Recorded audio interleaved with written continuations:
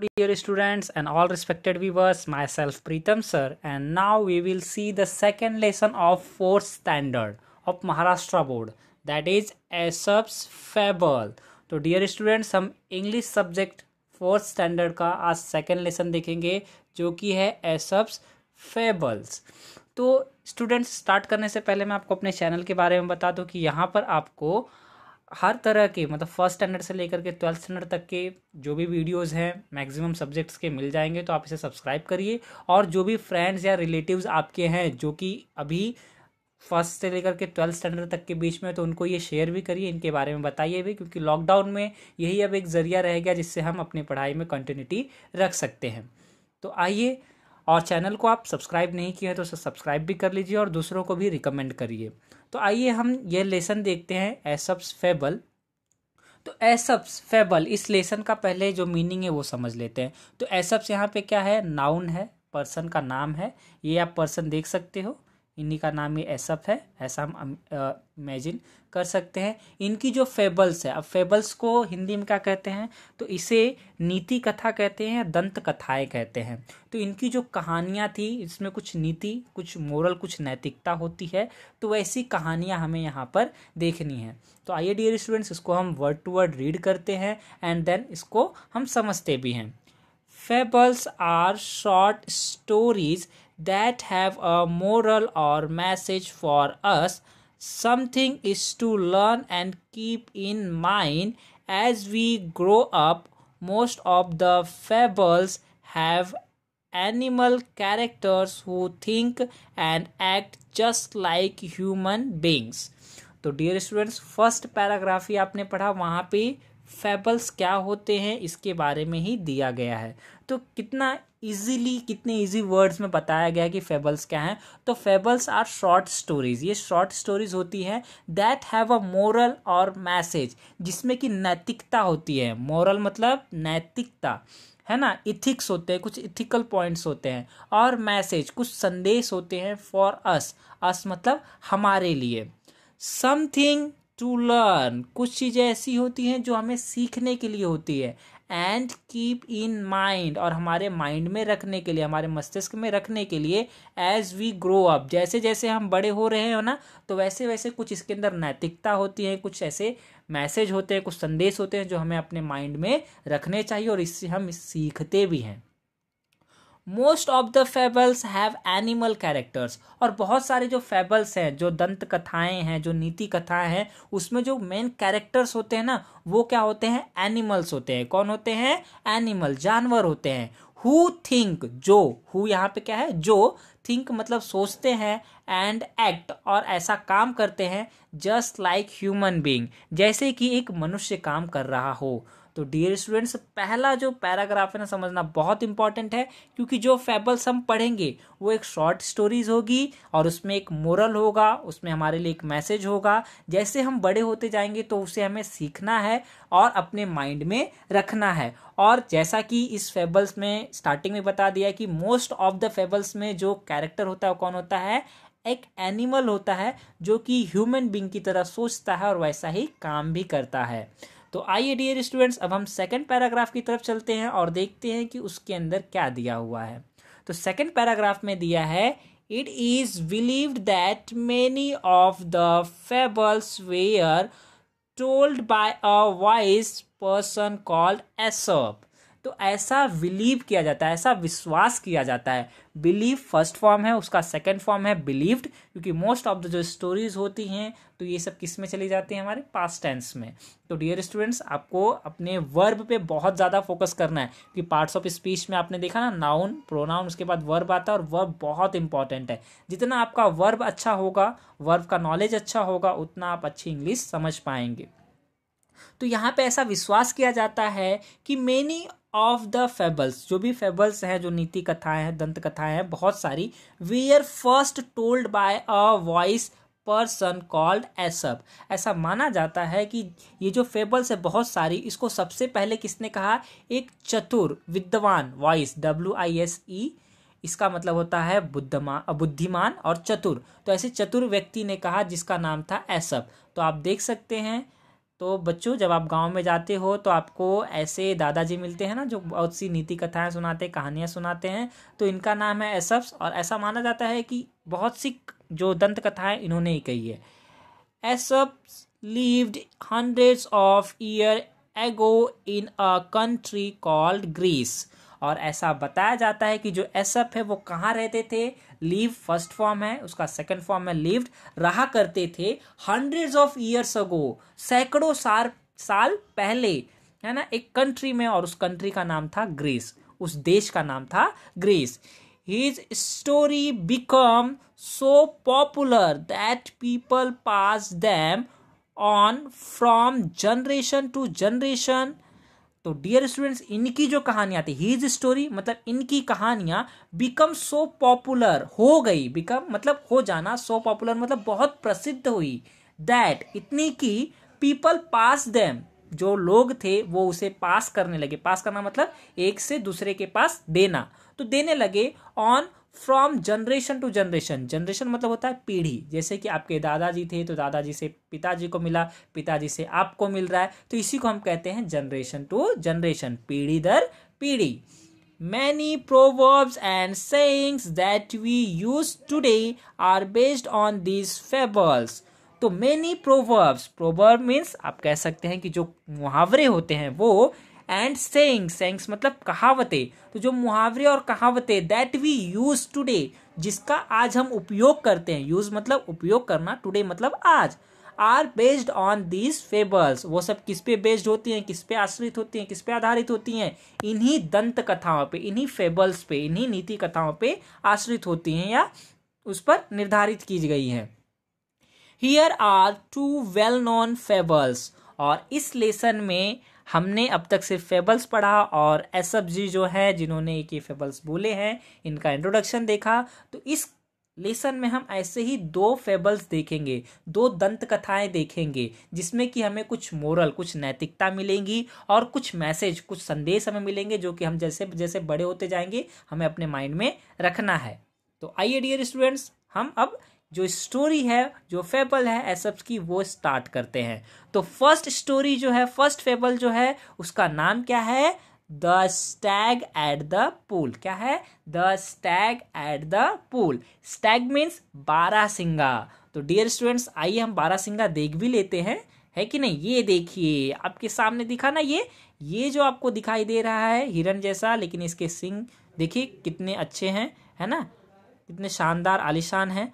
तो ये जो इनके सिंग हैं, इनकी वजह से इनको बारहसिंगा कहा जाता है। तो ये जो बारहसिंगा है, यही कहाँ पर है, पूल के पास है, एट द पूल है, इसलिए इस फेबल का नाम है द स्टैग एट पूल।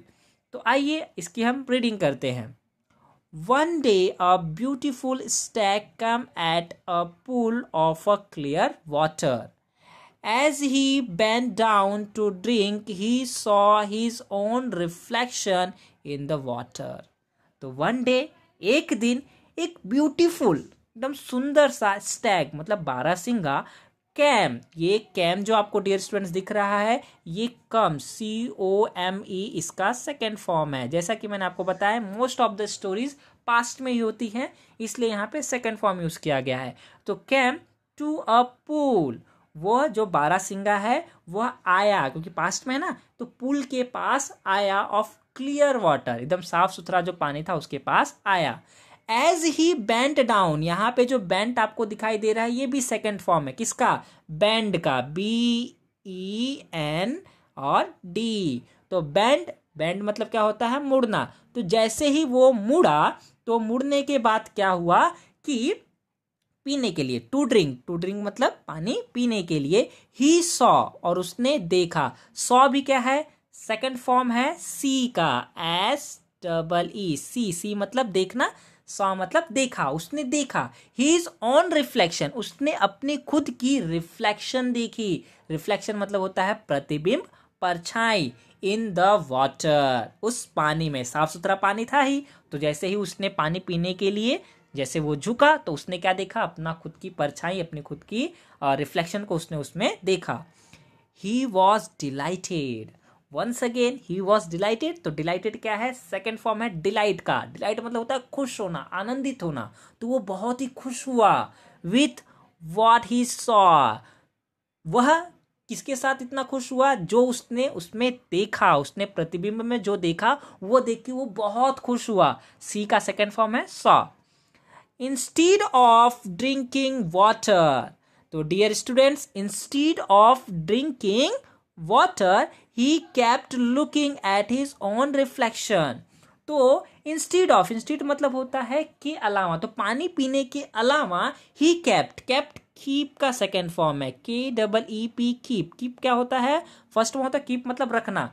तो उसने पानी पीने की वजह क्या किया है, कहाँ ध्यान रख दिया है, देखने में। Looking at his own reflection, खुद की परछाई देखने में। ओन रिफ्लेक्शन मतलब खुद की परछाई। तो खुद की परछाई देखने में उसने अपने आप को इंगेज रख लिया है और पानी वो नहीं पी रहा है। देन देखिए क्या हुआ, how handsome I look he said to himself. उसने अपने आप से कहा, जो स्टैग है ना, उसने अपने आप से कहा हाउ हैंडसम आई लुक, अरे वाह कितना सुंदर दिखता हूं मैं। हैंडसम मतलब सुंदर, आई लुक मतलब दिखना, तो मैं कितना सुंदर दिखता हूं, ऐसा उसने अपने आप से कहा।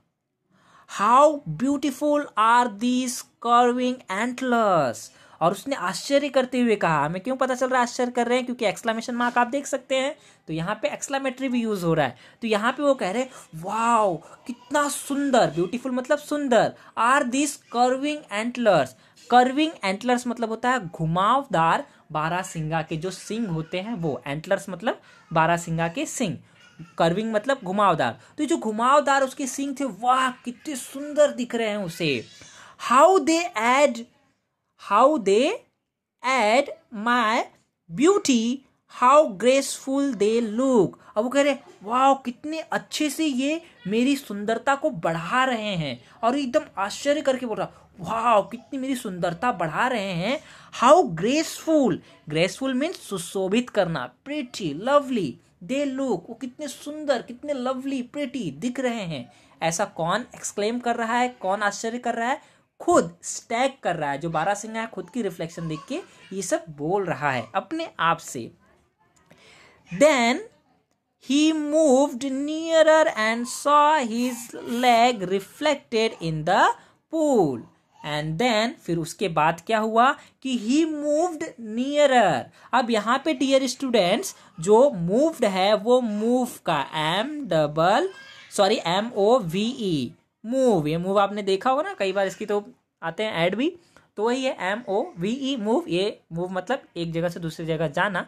तो वो जैसे ही थोड़ा सा और आगे गया है, नियरर, नियरर मतलब और पास में, तो ये एडजेक्टिव का कौन सा फॉर्म है आपका, कह सकते हो positive, positive word comparative, near, nearer, nearest, इसका सुपरलेटिव नियरेस्ट हो जाता है। एंड सॉ वो और आगे गया और उसने देखा, सी का second form saw, his leg reflected in the pool. उसका जो पैर, उसके जो पैर थे, लेग्स थे, वो भी रिफ्लेक्ट हो रहे थे उस पूल में, और उसने देखा। फिर उसके बाद क्या हुआ, ही वॉज क्वाइट डिस्गस्टेड, और वह थोड़ा सा, क्वाइट मतलब कि थोड़ा ज्यादा उसको घृणा हुई। डिस्गस्टेड होना मतलब घृणा होना, उसे घृणा हुई है। Look at my legs, oh they are so ugly. और वो क्या बोल रहा है, हाँ मेरे पैर को देखो, वो तो कितना अगली है, कितना बदसूरत है। ऑल स्पेंडली विथ स्मॉल फीट, है कितना पतला, दुबला पतला, स्पेंडली यानी कि आपका कह सकते हो लीन, लैंकी, वीकी, थीन है वो, है ना, और कितने छोटे से पैर हैं।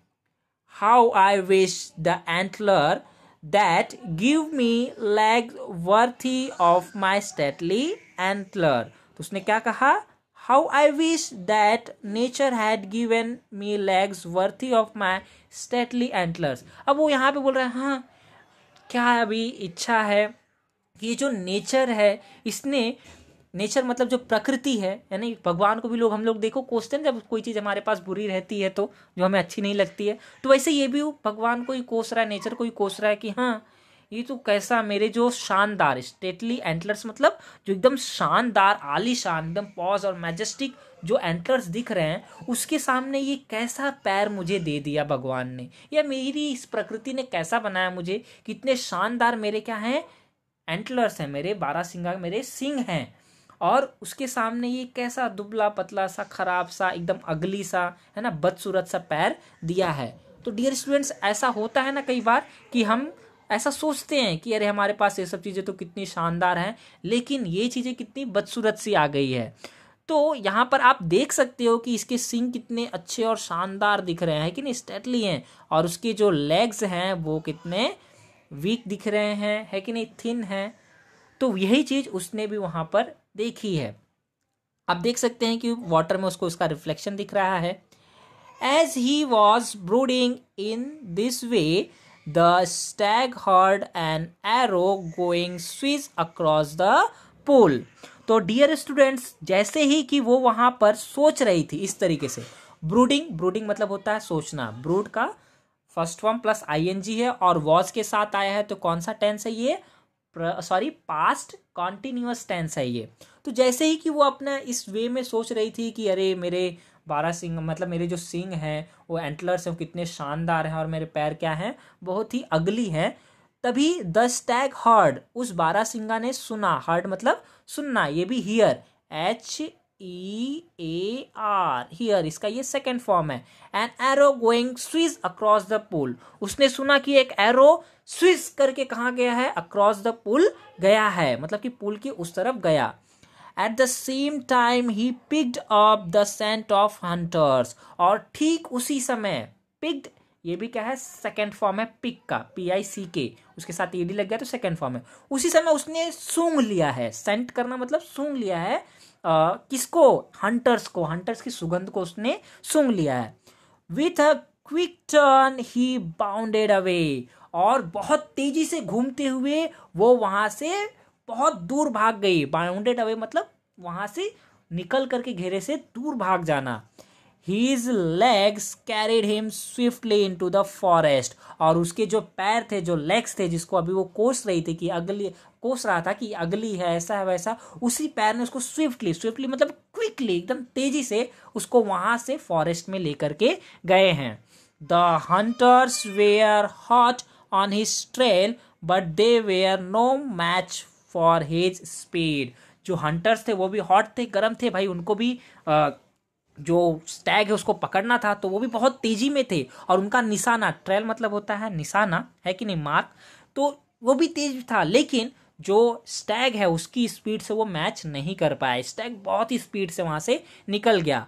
Soon the stag left the hunters far behind, और बहुत ही जल्दी जो ये हमारा स्टैग है, जो बारहसिंगा है, बहुत ही जल्दी वहां से दूर निकल गया था, हंटर्स को बहुत पीछे उसने छोड़ दिया था। देन देखते हैं कि अब आगे क्या होता है।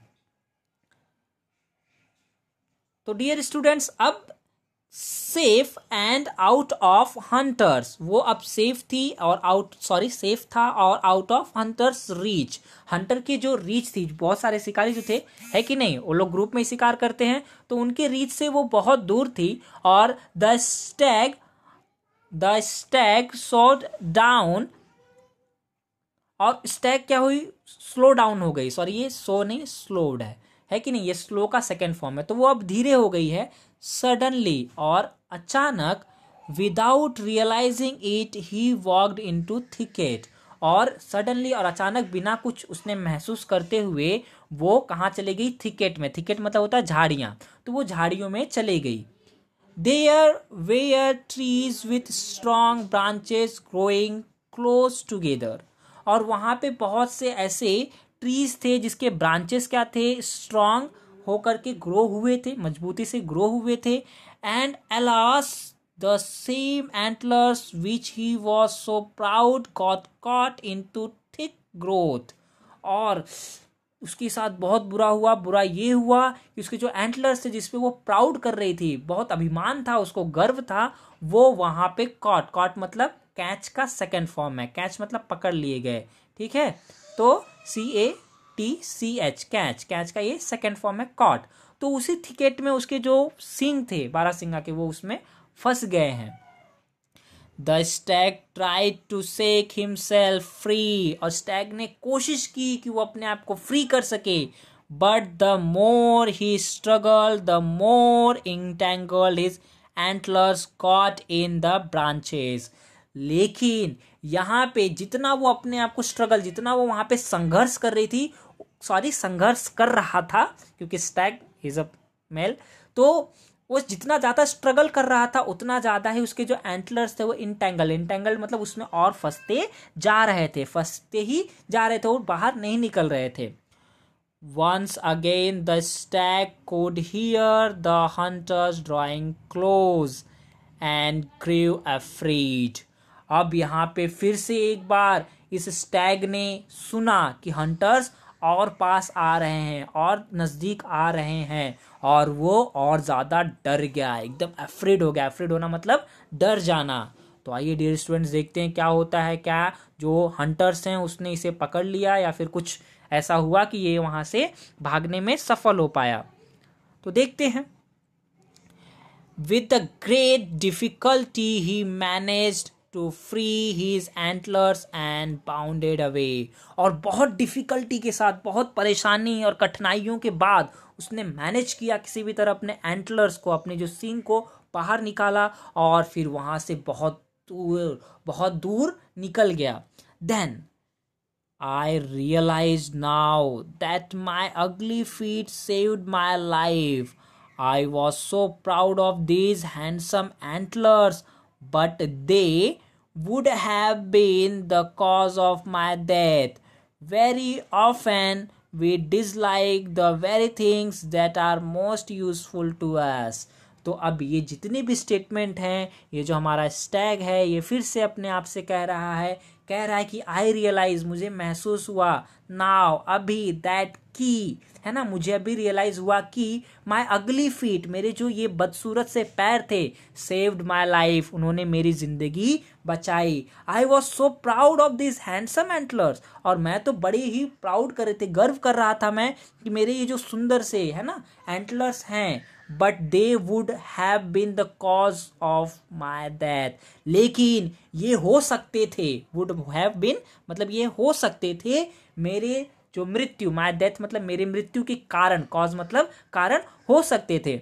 Very often we dislike the very things, और बहुत बार ऐसा होता है, वेरी ऑफन मतलब बहुत बार ऐसा होता है कि we dislike the very things, हम बहुत सारी चीज़ों को क्या करते हैं, डिसलाइक करते हैं, that are most useful to us, जो कि हमारे लिए बहुत ज़्यादा यूजफुल होते हैं। तो डियर स्टूडेंट्स, ये जो फैबल्स थी, फर्स्ट फैबल्स कितनी अच्छी थी, कितना इसमें ट्विस्ट था, टर्न था, किस तरीके से इसने अपने जान बचा ली, फिर इसे जो महसूस हुआ है, एक्चुअली यही हमारा मोरल है कि हमारे पास बहुत सी ऐसी चीज़ होती है जो हमें ऐसा लगता है कि नहीं ये अच्छी नहीं है, अगली है, बट वो हमारे लिए बहुत यूज़फुल होती है। देखो ना, कुछ ऐसे स्टूडेंट्स होते हैं जो बोलते हैं अरे कौन पढ़ेगा ये वो, फिर वो इंग्लिश नहीं पढ़ते, मराठी नहीं पढ़ते, हिंदी नहीं पढ़ते, बट जब उनको इन फ्यूचर कोई फॉर्म भरना होता है या फिर कुछ पढ़ के किसी को बताना होता है तो वहाँ पे वो नहीं कर पाते, इवन एग्ज़ाम में भी अच्छे मार्क्स नहीं ला पाते हैं। तो नहीं पढ़ने का भी मन कर रहा है तो भी पढ़ो, भले आपको बुरा लगता है, क्योंकि यही आपको आगे चल के आगे लेकर के जाएंगे।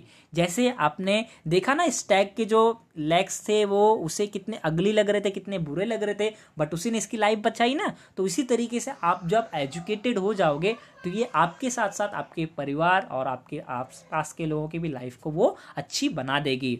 तो आई होप डियर स्टूडेंट्स ये फेबल आपको बहुत ही अच्छी लगी होगी और बहुत अच्छे तरीके से आपने इसको समझा होगा। ये वीडियो अच्छी लगी हो तो इसे एक लाइक करिए, अपने फ्रेंड्स के साथ भी, रिलेटिव्स के साथ भी इसे शेयर करिए। हम नेक्स्ट जो इसका फेबल है, क्योंकि इसमें 2 फेबल्स हमें पढ़ने थे, तो नेक्स्ट फेबल हम नेक्स्ट वीडियो में देखेंगे। तब तक के लिए goodbye and take care.